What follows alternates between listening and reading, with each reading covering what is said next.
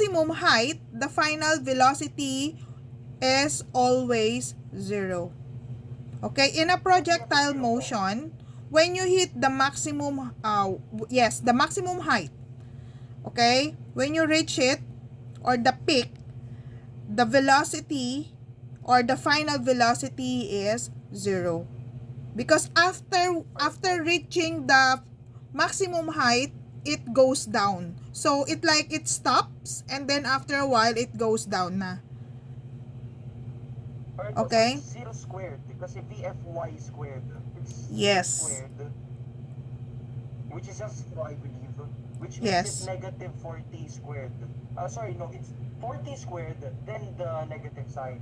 40 squared, it's not 40 squared. We are not getting the, what? VI? VI. V, it's, no, to get the, Y. it should be VIY. It's not VI. So it's 20. Yes, it should be 20. Okay? Okay. So it's negative 20.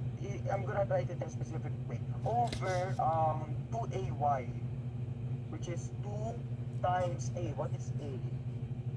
A is the acceleration due to gravity, and that is negative 9.8. negative 9.8.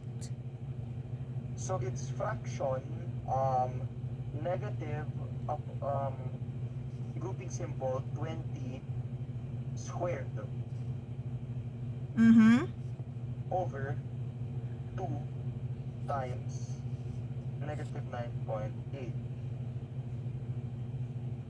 Yes. 20.40. Yes, so the answer is 20.40 meters.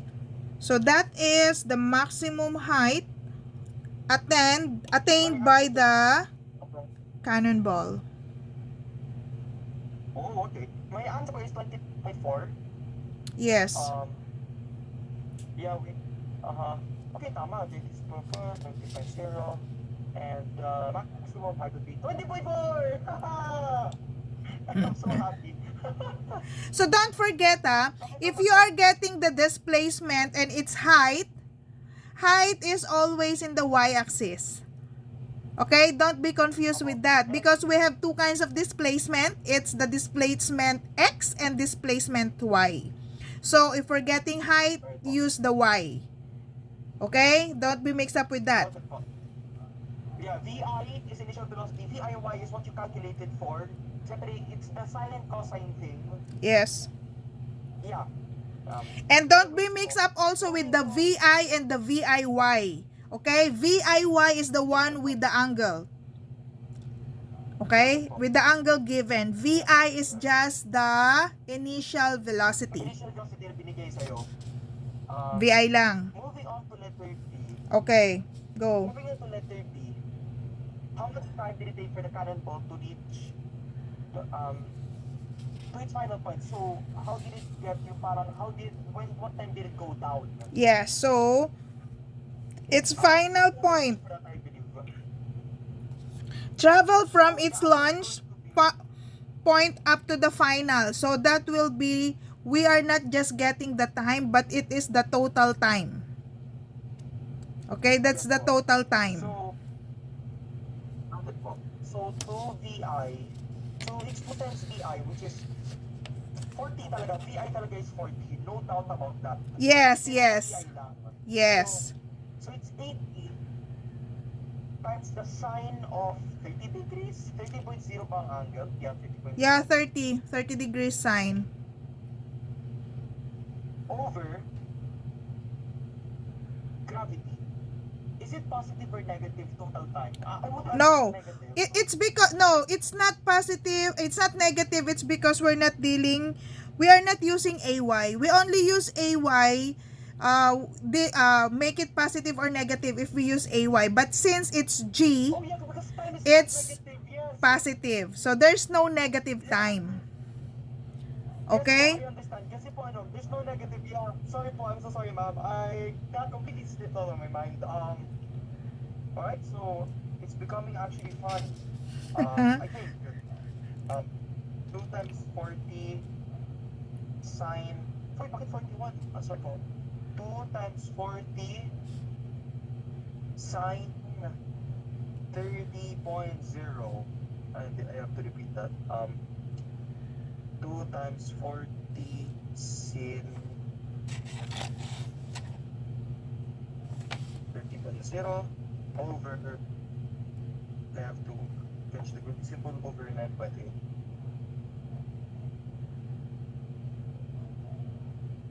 4.0 po. 4.08. 4.08. Which makes it parang, yeah, 4.08. Yeah, 4.08, 4.0, that it's okay. It depends on the significant figures. Meron po kasi, yeah. So, based on the significant figures, my answer po is 4.08. Yes, kasi 3 significant figures tayo. Yes po. Okay? Yes po. So, does the teacher tell you also if the answer should be in hundreds, tens, like that, or it always depends on the significant figure? Yes. Sig based on the equation po, yes. We get minus 0.5s for significant figures. And to tell you the truth po, significant figures has always been my Achilles heel in all fronts, especially in biology, chemistry, and now in physics. Oh, yeah. Um, So, you have to be very careful on that for the significant figures. So, you also need to refresh knowledge on how to identify significant figures because sometimes, noted po. 'di ba? It's the Right po, noted. positioning So also for of me, numbers and yes decimals. po. Yeah, you really have to count. You have to take in the rules as well. I Yes, know the because there rules are of how rules to on count that. sig figs. I know how to count sig figs. The problem is, yung when it comes to calculating na po, doon na po ako nalilito, if you will. Y- Um, yes. so for example, kailangan po ng dalawang equations. Isang addition plus isang division po. What, um, what sig fig rule will I use? Addition, division, or isig fix ko na sa addition before isig fix ko sa division. Oh, So, hindi ba dapat nasa final answer yan?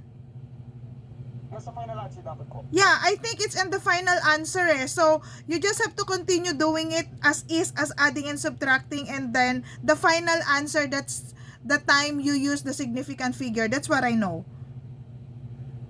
Alright po. So, and also, dapat po, yung significant figures po, tahasang binigay. Hindi po yung parang in-assume, hindi po 9.8. You can't use 9.8, I think.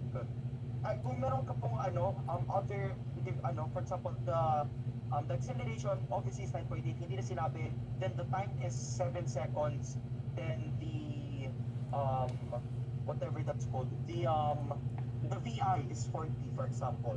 So, kung yung final equation po, it will be 1, I'm sorry? 40.0. For example po, 40.0, ma'am.